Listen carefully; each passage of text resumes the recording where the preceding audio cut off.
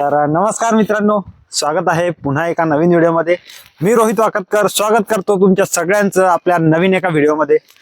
तर मित्रांनो, आज मी आलेलो आहे एका प्राचीन शिवमंदिराला भेट देण्यासाठी, जे की आहे बुलढाणा जिल्ह्यातील चिखली शहरापासून जवळपास 5 ते 6 किलोमीटर अंतरावर असलेलं साकेगावचं हे साकेश्वर महादेव मंदिर। जवळपास 800 ते 900 वर्षापूर्वीचं हे हेमाडपंथी शैलीत बांधलेलं महादेव मंदिर आहे। तर हे मंदिर आज आपण पूर्णपणे बघणार आहोत। या मंदिराची वास्तुकला आणि या मंदिराबद्दलचा जो काही इतिहास आहे तो आज आपण जाणून घेणार आहोत। तर हा व्हिडिओ शेवटपर्यंत पाहत राहा। मित्रांनो, हे मंदिर जे आहे हे चिखली धाड रोड वरती साकेगाव पासून थोडंच अंतरावर आहे। तुम्ही तिथून मंदिरापर्यंत गाडी येते, जर तुम्ही गाडीने किंवा बसने जरी साकेगाव गावात उतरले तर तिथून 5 मिनिटाच्या अंतरावर तुम्ही चालत त्या मंदिरापर्यंत येऊ शकता।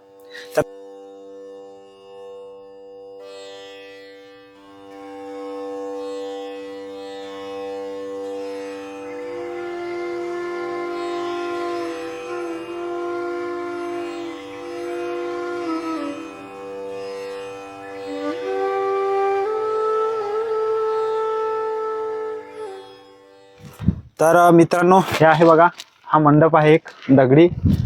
हे मंदिराचं एंट्रन्स गेट आहे। इथून आतमध्ये जायला रस्ता आहे बघा। पण या ठिकाणी हे जे बघत असाल तुम्ही, पूर्ण दगडी पिल्लर आणि याच्यावरची जे बारीक बारीक नक्षीकाम करण्यात आलेलं आहे ते खूप पाहण्यासारखं आहे। आणि हे जे पूर्ण मंडप आहे हा एकमेकांवर दगड ठेवून हे बांधण्यात आलेलं आहे। जवळपास 800-900 वर्षापूर्वीचं हे मंदिर अजून सुद्धा आपल्याला चांगल्या स्थितीत दिसतं। विचार करू शकता त्यावेळेस जे काही वास्तुकला जी होती, ज्यावेळेसचं जे स्थापत्य शास्त्र जे होतं ते किती प्रगतशील होतं। तर याचा हा उत्तम नमुना आहे।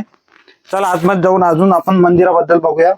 आतमध्ये जाण्यावर आधी मित्रांनो, या ठिकाणी बघू शकता, या ठिकाणी सुद्धा काही विशेष शिल्प या दगडांवरती आपल्याला कोरलेले पाहायला मिळतात।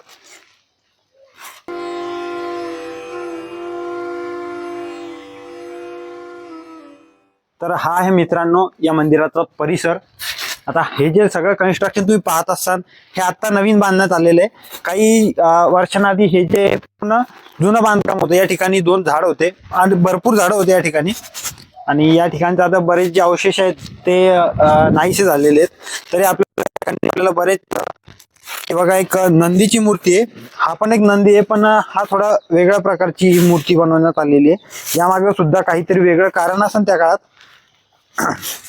बघितलं तर या ठिकाणी आपल्याला सुरुवातीलाच लागतो या मंदिराचा हा आहे नंदी मंडप। आणि या नंदी मंडपात आपल्याला या ठिकाणी 3 नंदी पाहायला मिळतात। आतमध्ये जाऊन तुम्हाला दाखवतो। बघू शकता मित्रांनो, एकदम छान प्रकारे हा नंदी मंडप या ठिकाणी बांधण्यात आलेला आहे आणि खूप सुंदर असं नक्षीकाम या मंडपात आहे। वरती जर तुम्ही बघत असाल तर पूर्णपणे पोकळ कोरीव काम या ठिकाणी या नंदी मंडपाचं करण्यात आलेलं आहे। पूर्ण दगडी बांधकाम आहे। लाकडांमध्ये कोरीव काम करणं ही सोपी गोष्ट आहे, पण त्या काळात, ज्या काळात कुठल्याच प्रकारचं आधुनिक यंत्र नव्हतं, त्या काळामध्ये अशा प्रकारचं बारीक नक्षीकाम करणं हे खूप विशेष गोष्ट आहे मित्रांनो। तर या ठिकाणी आपण बघू शकता की हे जे 3 नंदी या ठिकाणी ठेवण्यात आलेले, तसं प्रत्येक महादेवाच्या मंदिरात आपल्याला एकच नंदी पाहायला मिळतो, पण या ठिकाणी 3 आहेत। ही एक विशेष गोष्ट या मंदिराची आहे। सोबतच हे जी नंदी आपण पाहू लागलो, या नंदीचे जर तुम्ही मूर्ती पाहत असाल तर ही थोडी वेगळी आहे। आता या नंदीचं जर बघत असाल तर या ठिकाणी या नंदीच्या जे तोंड आहे त्याच्या खाली आपल्याला एक माणूस उभा दिसतोय आणि त्या डोक्यावरती काहीतरी ओझं आहे। अशा प्रकारची नंदीची मूर्ती आहे। आणि ही जर नंदीची मूर्ती बघसाल तर याचं सुद्धा तसंच आहे। ही सुद्धा मूर्ती आपल्याला वेगळी पाहायला भेटते आणि ही सुद्धा मूर्ती एक वेगळ्या प्रकारे आपल्याला 3 प्रकारच्या 3 मूर्त्या आपल्याला या ठिकाणी अशा पाहायला मिळतात। तर यामागे सुद्धा काहीतरी लॉजिक असेल त्या काळात। काहीतरी मंदिराचं मेन एंट्रन्स गेट, यावरती सुद्धा खूप बारीक असं नक्षीकाम केलेलं पाहायला मिळतं।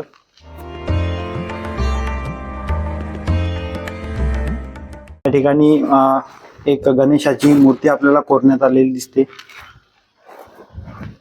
सोबतच तिथं पण छान काहीतरी फुलांचे वगैरे या ठिकाणी डिझाईन करण्यात आलेली आहे। मंदिराच्या जर आपण गेटच्या खाली जर बघितलं तर या ठिकाणी आपल्याला दोन्ही बाजूला 2 असे राक्षसांच्या मुखासारखे 2 आपल्याला शिल्प या ठिकाणी पाहायला मिळतात। तर चला बाकी जे आहे ते आपण आतमध्ये जाऊन बघू. मंदिरात खूप अंधार आहे, या बघू शकता. आतमध्ये येताना आपल्याला टॉर्च लावून यावं लागतं. मंदिरात आल्यानंतर या बाजूला सुद्धा आपल्याला एक मूर्ती पाहायला मिळते. ही पार्वती मातेची मूर्ती आपल्याला या ठिकाणी कोरलेली दिसते. आणि पूर्ण जे बांधकाम आहे हे पूर्ण दगडात कोरण्यात आलेलं आहे. एका सिंगल दगडामध्ये एवढी बारीक आणि अचूक ही कलाकृती आपल्याला या ठिकाणी पाहायला मिळते. हे जे खांब आहेत, हा एक सिंगल खांब आहे आणि त्यावरती आपल्याला हे जे पूर्ण मंडप आहे हा सभा मंडप आहे या मंदिराचा. आणि समोर जो आहे तो मुख्य गाभारा आहे. तर हा सभा मंडप जो आहे हा या 4 खांबांवरती आपल्याला उभा दिसतोय बघा. आणि या खांबांवरती आपल्याला काही शिल्प दिसत आहेत. या खांबावर आपण बघू शकतो तर या ठिकाणी गणेशाच्या मूर्त्या कोरण्यात आलेल्या आहेत. सोबतच या साईडला जर बघितलं आपण तर या ठिकाणी कोणत्या तरी देवाची ही मूर्ती आपल्याला कोरलेली दिसते. याचा अर्थ असा आहे की या देवांनी जे या सभा मंडपाचा भार त्यांच्या खांद्यावरती उचललेला आहे, असं यातून त्यांना संदेश त्या काळी द्यायचा होता. अशा प्रकारे काहीतरी संदेश या शिल्पातून आपल्याला त्या काळी देण्यात येत होता. तर पहिले ज्या वस्तू काही बांधल्या जायच्या त्यामागे काही ना काही लॉजिक असायचं. आणि ह्या मूर्त्या बघू शकता तुम्ही, किती अप्रतिम एकदम अचूक अशा ह्या मूर्त्या बांधण्यात आलेल्या आहेत.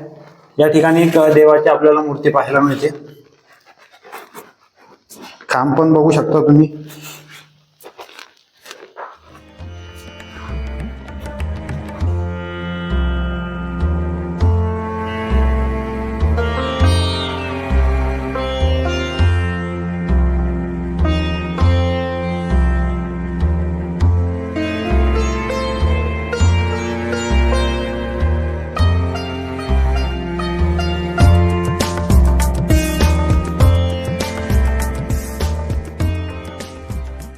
खांबांवरती तर आपल्याला या ठिकाणी अशा प्रकारे देवी देवतांची शिल्प पाहायला मिळतातच, पण सोबतच या खांबांच्या जर आपण खाली बघितलं तर खाली सुद्धा खांबांच्या अशा प्रकारे काही देवांचे शिल्प आहेत.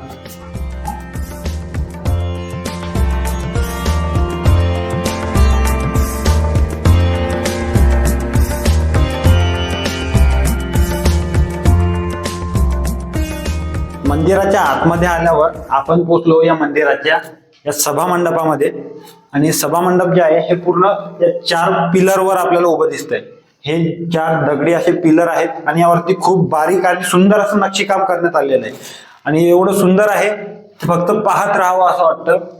तर हे जे आहे हे दगडी बांधकाम जे आहे त्या काळात सिमेंट नसायचे, त्यामुळे हे जे बांधकाम आहे एकमेकांना दगड रचून हे बांधकाम उभारण्यात आलेलं आहे. त्या काळी इंटरलॉकिंग सिस्टमचा वापर केला जायचा. दगडांना खाचे करून एकमेकांमध्ये त्यांना गुंतवलं जायचं आणि तशा प्रकारे त्या काळी मंदिर जे काही असायचे ते उभारले जायचे. तर ही खूप म्हणजे तुम्हाला जर सांगायचं झालं तर त्यावेळेस जे आपल्या भारताचं जे वास्तू कला होती, वास्तुशास्त्र होतं, हे खूप पुढे होतं. त्यामुळे आपल्याला अशा प्रकारचे जे मंदिर आहे ते आज पाहायला मिळतात आणि ते सुद्धा सुस्थितीत. 800-900 वर्षांपूर्वीचं हे मंदिर आहे.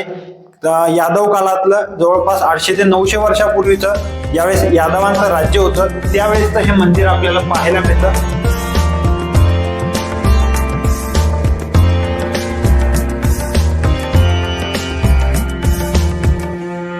मंडपातून आपण आता ज्यावेळेस गाभाऱ्यात प्रवेश करतो त्यावेळेस आपल्याला या ठिकाणी 2 मोठे खांब पाहायला मिळतात. त्या खांबांवरती सुद्धा आपल्याला अशा प्रकारे ह्या शिल्प आपल्याला पाहायला मिळतात. या मंदिरात मला भरपूर ठिकाणी हे जे शिल्प पाहायला मिळतात. आता हे नेमकं शिल्प आहे कशाचं याबद्दल मला माहिती नाहीये. जर कोणाला याबद्दल माहिती असेल तर नक्की मला कमेंटमध्ये कमेंट करून कळवा, जेणेकरून आपल्या ऑडियन्सला सुद्धा कळेल. तर गाभाऱ्यात प्रवेश करताना सुरुवातीला या ठिकाणी गणेशाची मूर्ती आहे बघू शकता. आणि या बाजूला सुद्धा एका देवीची मूर्ती आपल्याला या ठिकाणी पाहायला मिळते. या ठिकाणी हे मंदिराचं प्रवेशद्वार आहे मुख्य गाभाऱ्याचं. या ठिकाणी सुद्धा खाली आपल्याला तशाच प्रकारचे शिल्प पाहायला मिळतात बघा. हा गाभारा खूप खोल होता आधी. आता आतमध्ये सुद्धा आपल्याला या ठिकाणी टाईल्स वगैरे बसवलेल्या दिसतात. ही आहे या ठिकाणचा महादेवाची ही पिंड. ही जी पिंड आहे या मंदिराच्या सुद्धा आधीची आणि खूप प्राचीन आहे. त्यानंतर हे मंदिर या ठिकाणी बांधलं गेलेलं आहे. बघू शकता.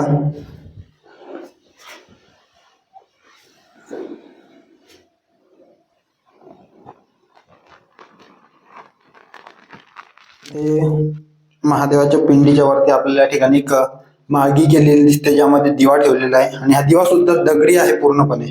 बघू शकता खूप मोठा असा दिवा आहे, पूर्ण दगडी बांधलेला आहे. आणि या माळगीची सुद्धा जी डिझाईन आहे खूप छान प्रकारे बनवण्यात आलेली आहे. त्यासोबत या ठिकाणी आपल्याला एक स्लॅब टाकलेला दिसतो या ठिकाणी बघा. यावरती सामान वगैरे ठेवण्यासाठी जागा आहे आणि वरती जे आहे या मुख्य गाभाऱ्याचा हा कळस. खूप अंधार आहे त्यामुळे दिसत नसेल.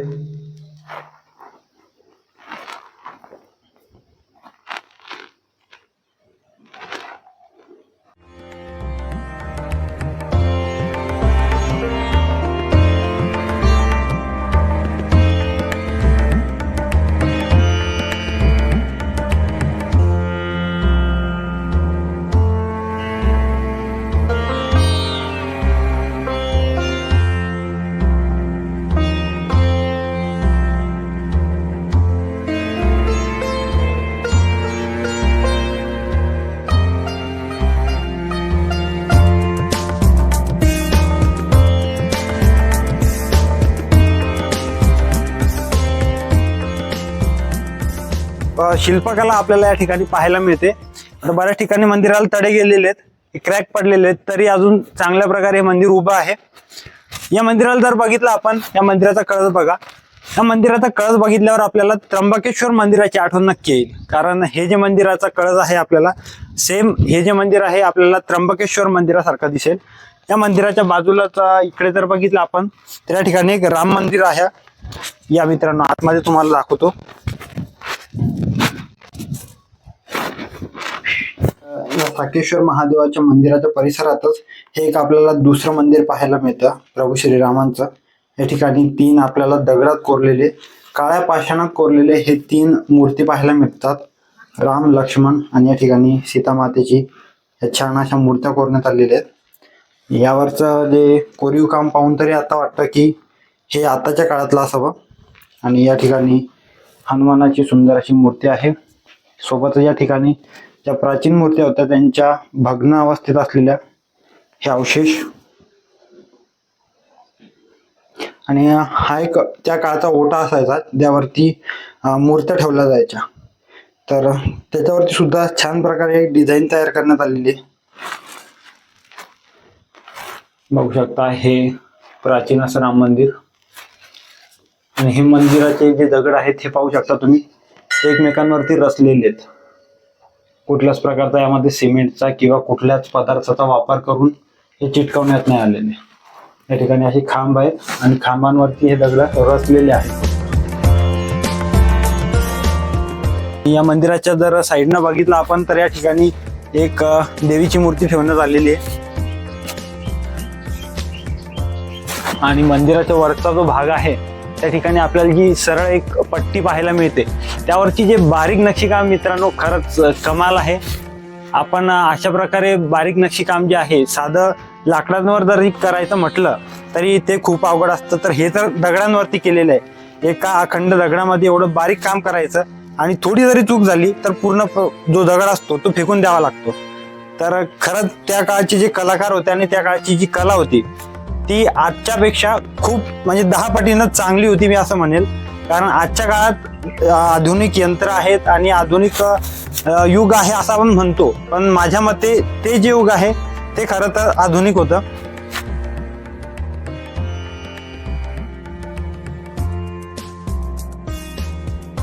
एका देवाची आपल्याला मूर्ती पाहायला मिळते.